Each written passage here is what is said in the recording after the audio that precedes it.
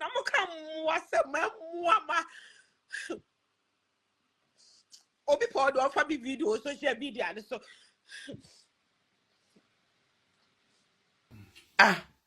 Daakye Hemaa usu. Kitsuwa we. When you say panati no mo boy. Afena ye be bobo na nkasa. Afa mu ko ba kobo 442. Ye dey mo 442. Ye cry for your taxes. We kitsuwa we ye di work. Na ana na mukasa Ghana for kwakoto ababa man.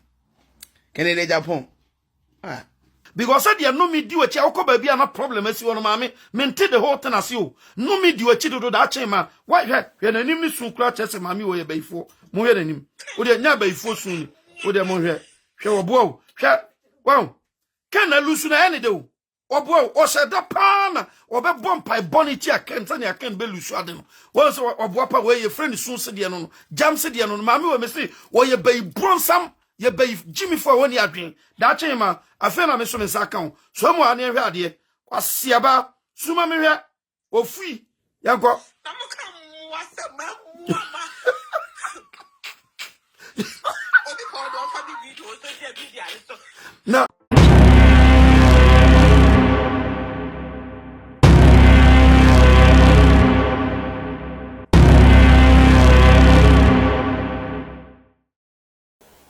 Mima wa kwaba eba Puyaka TV. So Puyaka TV ana wushi. So when your first timer any abomodia subscribe. Me a notification is to send you anytime bia. Ya di video betum no. Wonson sabekan when ya bia share. Ushe via comment fa. Chira wajin efe video no webusia like a video no. Ne share. Emo bia so enye binhwe me dasi bebre. Ebusia Honorable Kennedy Agyapong Lusa eye MPP federalship elections for mukoye ye o lusu ye no eden semu ba me say Daakye Hemaa aje so ye Honorable Kennedy Agyapong supporter number 1 ebusia of her plan every day macton eba Ghana say obeden obe vote ama Honorable Kennedy Agyapong because no ye delegate Uko Europa or ye MPP member into a delegate no bet me aden abe vote into or buy so ye den or babe vote nebusia mo amuso nim se Daakye Hemaa trese or ye strong Kennedy supporter Enti lusu ni baye no ebusia Daakye Hemaa went to me social media so esu wa na ebusia no osu ana ono so o enemies e wo social media ne so na ebusia ekoba se osu ye no ene ye behwe ni enemies no o ma so ni mu atrese o mo cheche no o mo sre no basa me say eye brush Sherif ma me Samsonwaa Daya oni Apostle Antwi o ma nya no kra o ma cheche na kasa ebusia no mo si bad luck pa na wodi abeden abesan Honorable Kennedy Agyapong eye wo Daakye Hemaa wo o bad luck ana eden ama Honorable Kennedy Agyapong we lusu sa election we because sanka nyawo ana wo beta na tia no bia nim se Honorable de eden wa 5 elections na wie Ghana had Him say Honorable Kennedy Agyapong will win ye and so Daakye Hemaa or the bad luck no every Denmark at their best sign Honorable ama na lusu poto ebusia o ma chichi ni papa mudi momi anko ni anko share video no Namuka mwase mwama. Obi pod off a video social media so.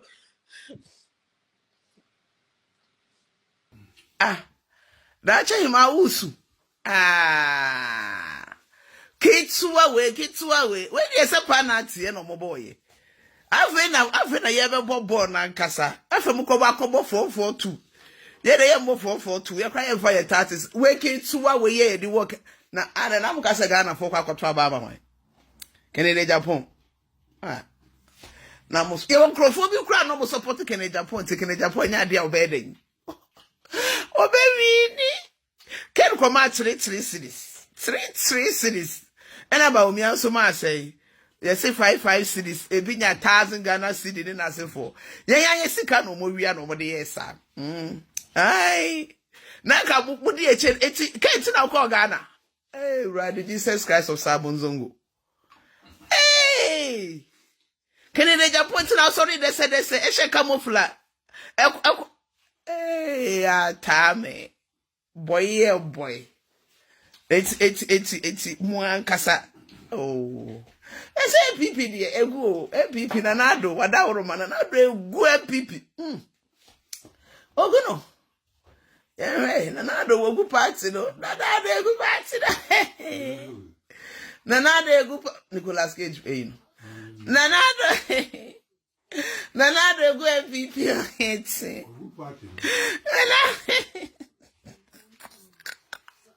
Hey. Nature my men subium, me dot 12, soon men subium.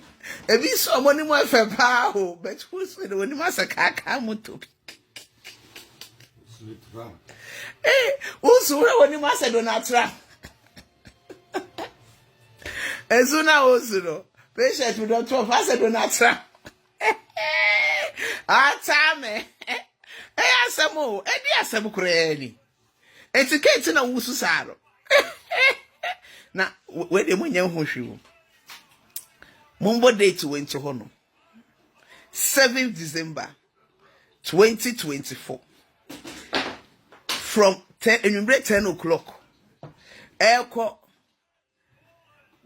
8 December 12:30 ene don't be come home na dosun omo money say be say na dosun. The amount by some betina Mahama could win Mahama be winning 85.5%. Quite a make catch them on. Timuni now come enjoy the winning team because nobody is going to vote for this shite again. They say we be a stronghold though. Yeah, corner baby, we are going in style baby. Me say Nanado what work say. What the over hand over Amaba Wumia. We live to see. Yeah, show a member crona more MPP mono. Viagra for mema. Any mema almost sorry or more sorry. You be one more on bet me a contoqua. To Jagua, she a man crowd, a man, just a man crowd, your politics. Was see a penny. One, a man crowd. Two free politics and all. Man found bad luck. Said your net. Monsieur Fred said, Daakye Hemaa. Oh, wait, Munye be a wee.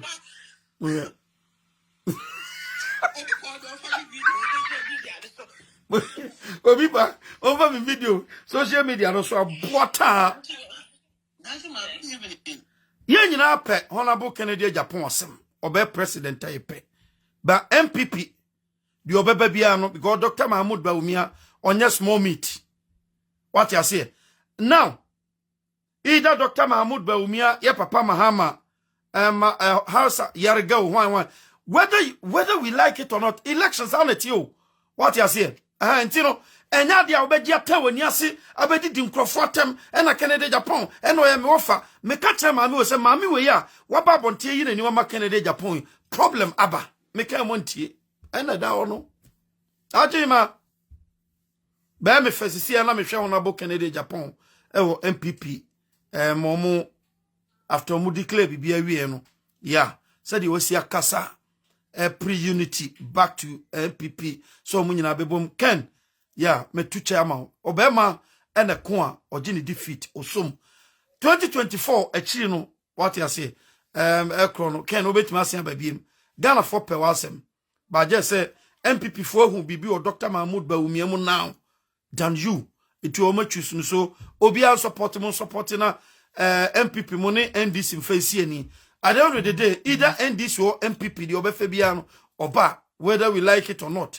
Yes, so much what you say, MPP, NDC. Ye empire bonus at this time. Ya papa Mahama, ya papa Dr. Mahmoud Bawumia. Omubi obenya chance. Abetra kunyano se uraden kana kuma na ompeja o mine ko different level krama o mine because ye hia empuntu ye hia koso. Ade a me believe no. Nti de asie bia no wa wo doken, wa wo no ken. Wa odo papa Bawumia wa wo no wa odo ndisi wa odo den dia ye pre nyina no menye ne se me peke na asem ti e na me pe second betena so na me pe Dr.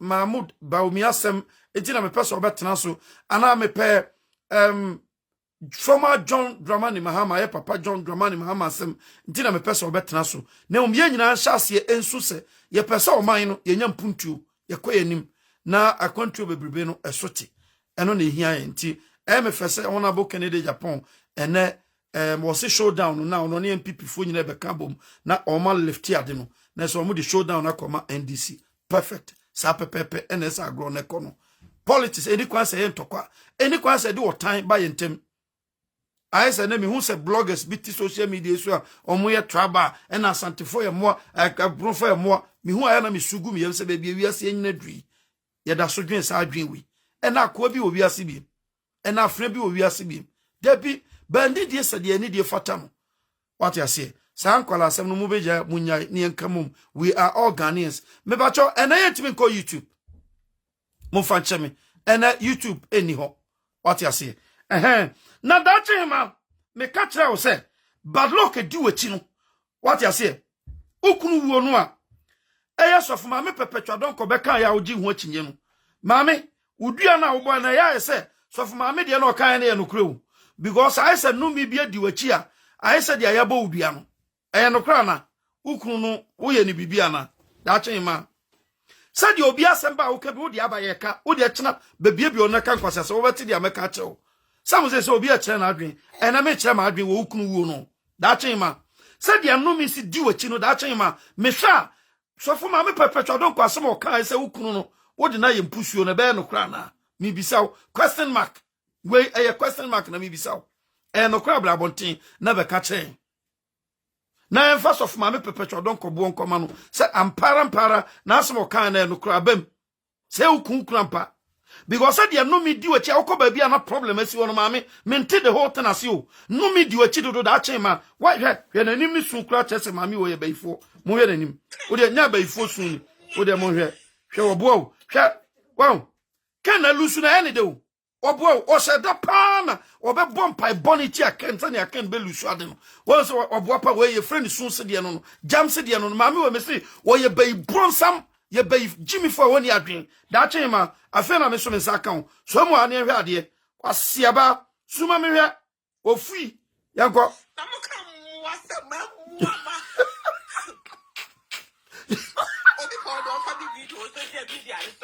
na oso na o ye den hwe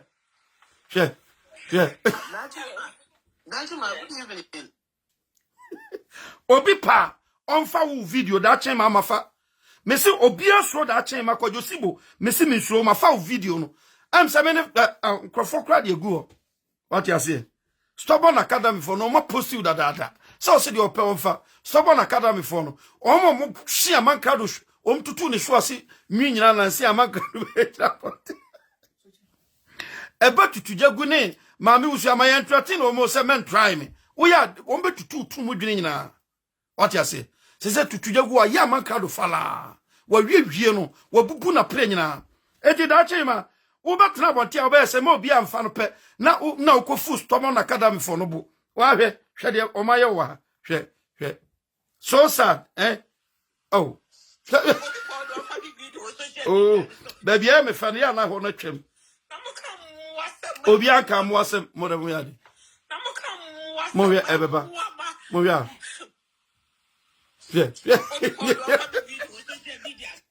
said you me what you say sooner wo so no when your friend no adesisu anase den osu adesi obi di bonyum bi I say su jam seriwe su osu na no bato bo na koma mu ono na aseda bompaye akotu nuo akoye nsentreni akese said you dey bring it Kennedy Onyini Agyapong down and now almost succeed meboa asiaba sa famam ba me de odini defeat osu ba me de sa honorable Kennedy Agyapong waji defeat na tum fefefe no wa accept party ni se bia wa accept bibia se okun now no between them and NDC sanity what you say Ba ye papa Honorable Kennedy Agyapong Ogumpreku. Sa obesia babie mo a. Now, onipa di kan man showdown first. Ansa no waba be pe showdown ankasa no. Ma Daakye Hemaa showdown. Ene Kennedy ohene Agyapong chiri di fo nyina mesremo. Showdown we di kan se Honorable Kennedy Agyapong di kan ma. Sa ba ibro nsam no a yesi wakuni kunu no. Ene mi hu video bi a so okogina ni kunu na so okoboduo se den. Odi nsu egu to no makogina se snap. Opa fa snap ko Daakye Hemaa me dew. Opa fa snap ko. Mi ankasa mema obi ato snap no de hia ho. Se obetima bodua na. De na wom na yensuo, yemfa nsuo modua. Me se opa ukunu na no so me this time I will force you to go there again. Mema obi di nsankasa morosan hia ho. Na ma kire adekwa kwa obefa so nka obebodua no. Ne say 3 days kwa nka ofuru no a, umu wafuru sa hye dada. Ti social media nkwasi akeka. Obi de ba mo be kata ne hye no. Mo de ba fe na mu miemie mo ni ase. Ba ibronsamfo amuni adwen. Be so mo ha me de snap be sha wonsam no obodua me se ungu a. Se ukunu no sade ankrofo aka no uni mu bia me de snap be sha wonsam am obodua because sade wasi amaka na Dfeat na menti the whole tenase. Wa abusia enye Sherif Maame Samsonwaa Daya one Apostle Antwi Natina and abusia mote wo mkano se Omede money Daakye Hemaa no Daakye Hemaa we de sanu why aha aye Puyaka TV we see say way your first time and your bomodin subscribe me notification eso na click all neso send your video bia ye de betumu no won son sabe kan wenye bia hwe me dasi bebre